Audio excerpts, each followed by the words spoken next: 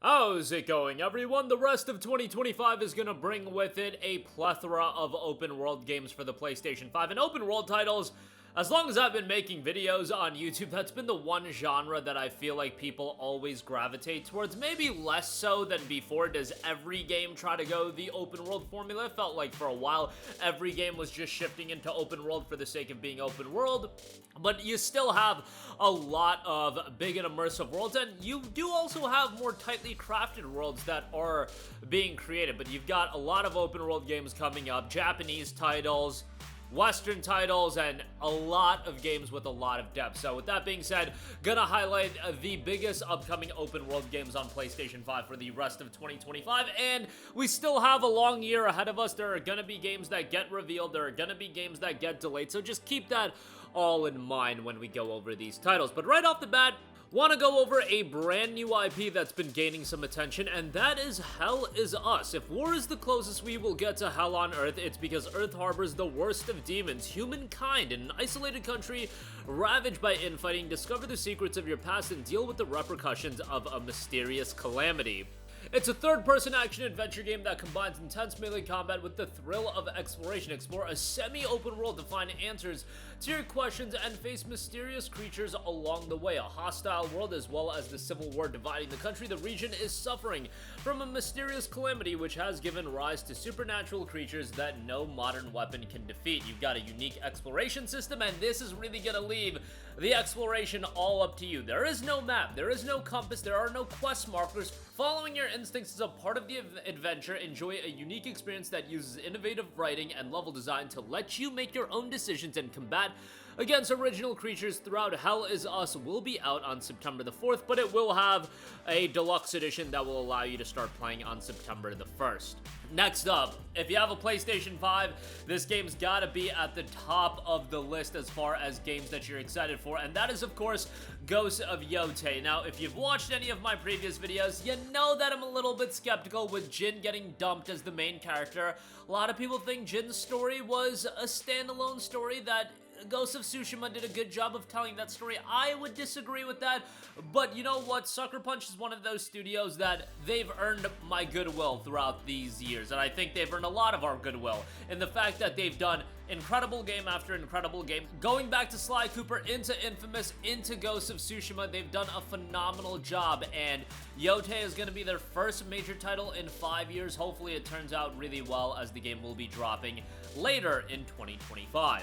Next up, speaking of most anticipated, it would be comical to not include Grand Theft Auto 6 in this list. While it's a game that we still aren't fully certain, at least I don't think there are a lot of people that are completely convinced that the game is coming out in 2025. I do believe it'll be out in 2025. I think the game is just going to follow a formula that a lot of games have started to follow, in that they don't really start the marketing push for the game until you get closer to the release. And yeah, the game was revealed, you got that initial trailer, but as soon as we get more updates about this game, I think it's going to be full steam ahead. The release date is not going to be far thereafter. It'll probably come out, I would have to imagine, September, October, November, one of those 3 months. And that's not rocket science for me to say, but October, November makes sense for the holiday season, and you know this game is going to be an absolute juggernaut of a release. We'll see if it can live up to the grandiose expectations. When a game has this amount of hype and anticipation, it's always going to be a little bit difficult to live up to that. I've seen the Cyberpunk 2077s. I've even seen games like Fallout 4 that were pretty damn good,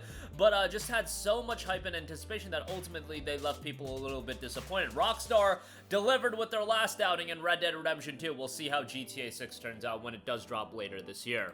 Next up, we have Where Winds Meet, coming from Everstone Studio, being published by NetEase. Where Winds Meet is an epic open-world action-adventure RPG set in ancient China at the 10th century. Players will assume the role of a young sword master as they embark on a journey to uncover the mysteries of their own identity. Let the wind carry your legend on an epic journey to uncover the mysteries of your own identity. Let the wind carry your legend in ancient China, beset by conflict. Explore the breathtaking vastness of ancient China during a tumultuous era where political intrigue, power struggles, and epic battles shape the course of history. From a setting standpoint, it looks great. It looks like it's going to be a pretty technically impressive game as well. Where Winds Meet is scheduled for release in 2025. Next up, Dying Light the Beast, scheduled for a release in 25. This was initially going to be an expansion to Dying Light 2, then it became such a big game that it got spun into its own release. Now, I wouldn't expect something that's going to be a full-fledged $70 release by the looks of it, but what they are saying is, do expect an open world to get into, but a more tightly crafted open world, which makes sense. You'll play as Kyle Crane, a legendary hero who breaks free after years of brutal experiments. Now he must realize there's more at stake than just revenge. I've heard somewhere around the 18-hour mark as far as content in the game goes, which for a game that was started out as an expansion then got spun into a full game, that seems to make sense. I hope they price it accordingly. I'm gonna guess $49.99, but we'll see. Hopefully we'll get some updates in the coming months and we'll get geared up for maybe a late summer, early fall release. But Dying Light the Beast is scheduled for a release later in 25. Definitely do play Dying Light 1 and 2 first. We talked a little while ago about anticipated PlayStation titles. Another hotly anticipated PlayStation exclusive, Death Stranding 2 on the Beach, scheduled to drop on June 26th. And if you really look at it, this is going to be one of those games that I think sells a lot of people on the PlayStation 5. And dare I say, it might even sell people on the PlayStation 5 Pro. I'm not saying a ton of people are going to run out and spend $700 on a console.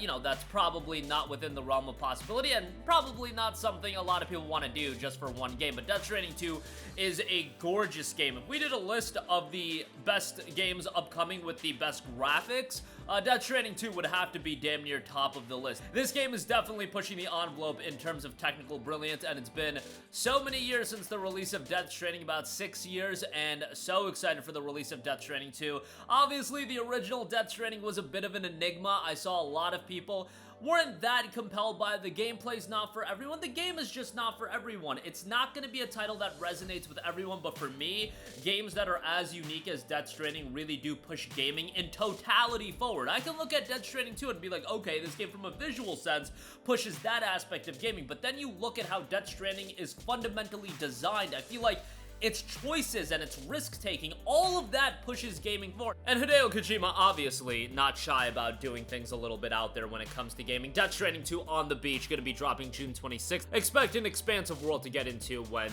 the game drops. Next up, JRPG coming from Konami, one that I wasn't expecting, Eden Zero, a 3D action RPG based on the space fantasy comic anime Eden Zero by Hiro Mashima, creator of Fairy Tail and Rave Master. The player controls a diverse cast of characters as they embark on an epic adventure across different planets while battling powerful enemies. Certainly get that Fairy Tail vibe for it, and the Fairy Tail art style definitely isn't my cup of tea, but as a Japanese RPG, hopefully this is something to sink our teeth into, more leaning on the action side of things, but you'll have an open world to explore here as well with a colorful design on top of that.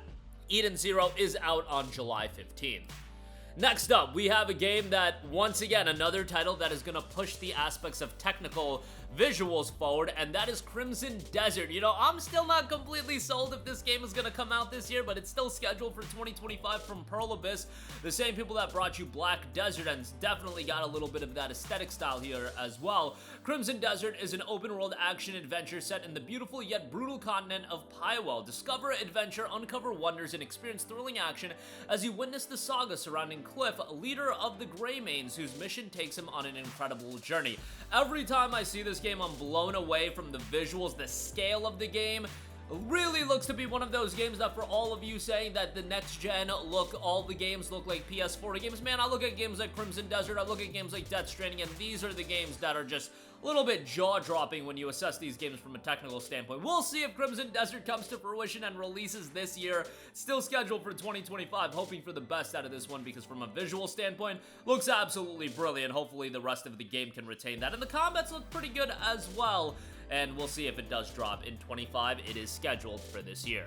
Next up, we have Dune Awakening. Now, Dune Awakening is actually going to drop fairly soon on PC, May the 20th, but the PlayStation release will not be happening until sometime later this year. You'll rise from survival to greatness and challenge the power of an Imperium in Dune Awakening, a multiplayer survival game on a massive scale. Survive the Sandworm, build a fortress, and ascend to power on an open-world Arrakis shared with hundreds of other players. Certainly a game that's going to be beneficial for you to have a couple of friends to play with, but you'll be able to jump in and have a good time, and hopefully it's executed well. On the PlayStation, it will be coming to PC first on May the 20th, 5 days of early access if you do buy the deluxe edition on PC, and we'll get a good idea of how the game is received on there. And it is going to be a game that's going to get consistent updates. They've already outlined a roadmap and a plan for this game post-release with a plethora of free updates, paid story DLC, and all of that will be coming post-release. Dune Awakening scheduled for a release on PlayStation 5 later in 2025.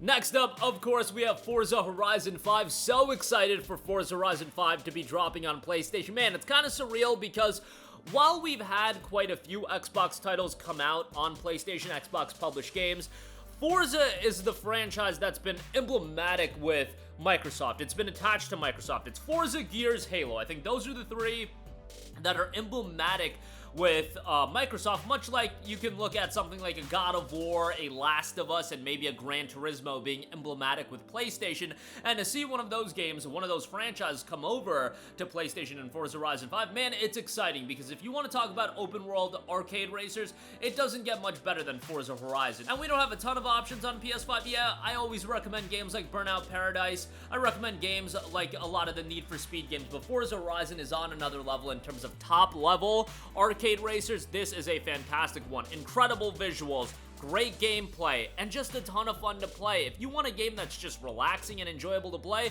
but can also be challenging, Forza Horizon's got something for everyone. And yeah, it's coming out at an expensive price point at $59.99. The premium edition is going to be $100, but you know what? For games at this quality level, this high of quality, and giving you this much content and replayability, I honestly don't have that big of a problem with the price point, but, you know, it is a 3-year-old game, 4-year-old game at this point, and it being $60 is certainly going to push some people away, but if you don't want to get it right away, wait for a sale on it, and you'll have a great time with it. Forza Horizon 5 drops on April 25th.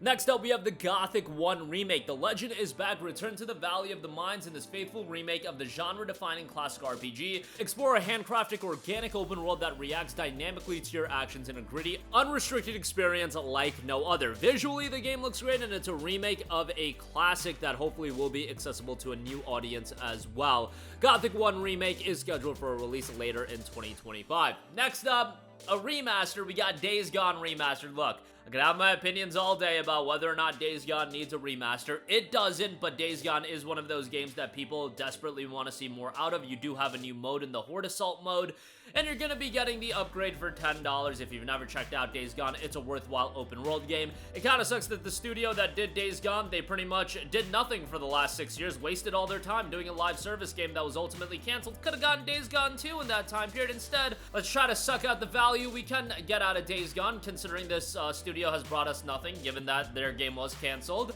But yeah, I have a lot of criticism that I can throw at Sony for cooking Sony Ben's talent for the last 6 years, and people desperately wanted a sequel to Days Gone. We didn't get that. They wanted live service. They're not gonna get that either. So now we're left with a remaster of a game that is really good, but it's almost a slap in the face to people that were a fan of the original game that wanted a sequel, and it is what it is. Hopefully people support it, and hopefully maybe that'll open Sony's eyes in doing a Days Gone 2. In reality, I don't think it's gonna happen, which is a real big bummer, but what can I do about that? Days Gone Remastered releases on April 25th. Next up, we got a brand new free-to-play title in Ballad of Antara. Ballad of Antara is an action RPG developed by Tipsworks. In a distant land, a mist-like phenomenon devastates the common world with unknown malice. Begin a perilous journey seeking towering divine creatures, retrieve those twisted and lost essences of the land, become emissaries, powerful entities that wield the force of fundamental essences, explore unique classes, gameplay capabilities, and enticing mysterious stories.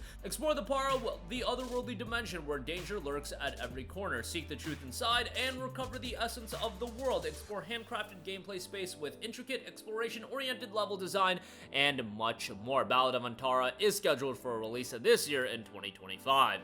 Next up, we have The Precinct. This is very much a throwback to the older Grand Theft Auto game set in Inferno City, 1983. Gangs rule the streets and your father lies restless in his grave. Clean up the city, uncover the truth, and embark on thrilling vehicle chases through destructible environments in this neon noir action sandbox police game. Again, a total throwback, a love letter to classic cop movies. The Precinct combines police sim with action sandbox spectacle, patrol the streets, and respond to callouts, and to fight criminals, petty and powerful. Choose your own tactics and thrill thrilling chases and shootouts as well. A throwback that has been modernized, the Precinct drops on May 13th. Next up, we have Spirit of the North 2. Spirit of the North was a really relaxing and well done game, and now we have a follow-up title. In an ancient world left in ruin, embark on the journey of an isolated fox far from home with the hope of a wise raven companion. Seek out the lost legendary guardians and release them from the grasp of the dark shaman Grimnir. A vast open world is noted, roam freely through a vast and ancient open world, rich with long forgotten history, explore unique and visually captivating biomes, each with its own challenges and secrets to uncover. Spirit of the North 2 drops on May 8th. Next up, we have Exoborne. Exoborne is an open-world tactical extraction shooter set in a world torn apart by extreme forces of nature. Customize powerful exo-rigs to gain strategic advantages in ever-changing weather conditions, face hostile factions, enemy players, and Mother Nature herself in intense, high-stakes sessions. Exoborne is scheduled for a release later in 2025. And lastly, a game that I'm really excited for. If you know me, you know I love me my robo action, and we have Daemon X Machina Titanic Scion. Become the ultimate high-tech warrior in an action-packed new entry in the Daemon X Machina series. Fly into battle in your customized arsenal, unleashing a variety of attacks tailored to your playstyle. Feel the exhilaration of fast-paced combat as you freely explore a deadly and dangerous open world on land or in the air. After taking down your foes, collect their weapons and equipment and upgrade your skills to expand your options on the battlefield. Suit up for a dark sci-fi story where you can face the Titanic boss battles alone or with up to 2 players online. Daemon X Machina Titanic Scion will be dropping on PlayStation 5 on September the 5th. That is going to do it for me, and looking at it, what a stacked lineup of open world games. And remember, new games can get announced. A couple of games probably will end up getting delayed, so keep that in mind, but you got a lot to be looking forward to. That's going to do it for me. Let me know all of your thoughts in the comments section down below. Sound off there. Thank you for watching, and goodbye. Hey guys, we hope you enjoyed the video, and if you did, make sure to hit the subscribe button, and if you're already subscribed, do us a favor and hit the bell icon. This way you'll be notified whenever we post a new video. That's the best way to keep up with all of our uploads, and we usually try to upload 2 videos a day. And with the bell icon hit, you'll be notified whenever we do upload a video. As always, thanks for watching.